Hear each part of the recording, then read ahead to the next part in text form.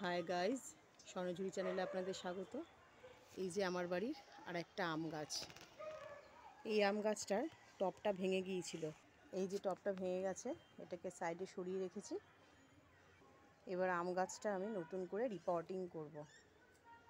এই যে দেখুন, গোড়াটা অনেকটা ছাড়িয়েছি।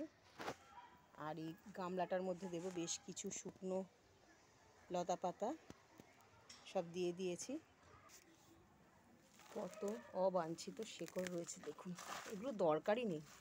রিপোর্টিংয়ের সময় যদি এই শেকড়গুলোকে ফেলে দেওয়া যায়, গাছের কোনো ক্ষতি হয় না, মূল শেকড়গুলো রেখে দিতে হয়।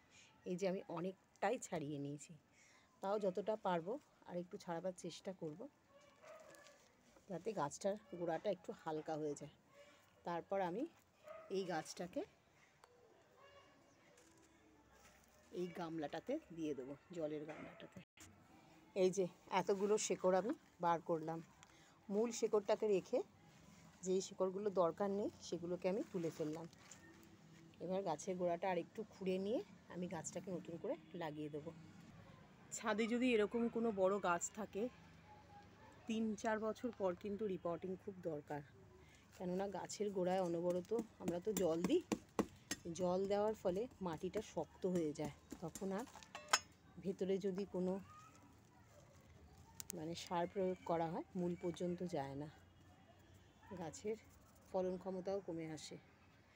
গাছটা একবার আম হয়েছে, আর কিন্তু হয়নি, তাই আমি একটু নতুন করে রিপোর্টিং করে দিচ্ছি, যাতে ফলন আরও ভালো হয়। আমার বাড়িতে আর একটা আম গাছও আছে, চলুন দেখাই।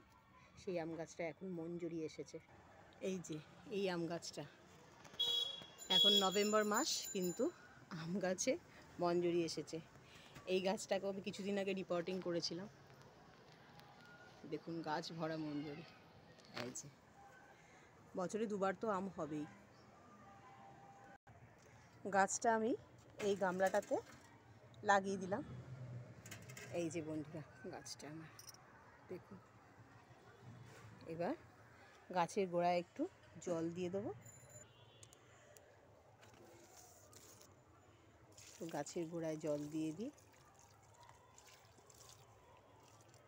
ব্যাস, গাছের রিপোর্টিং আমার কমপ্লিট। ভিডিওটা কেমন লাগলো সকলে কমেন্ট বক্সে প্লিজ জানাবেন। আর ভালো লাগলে লাইক শেয়ার অবশ্যই করবেন। ধন্যবাদ।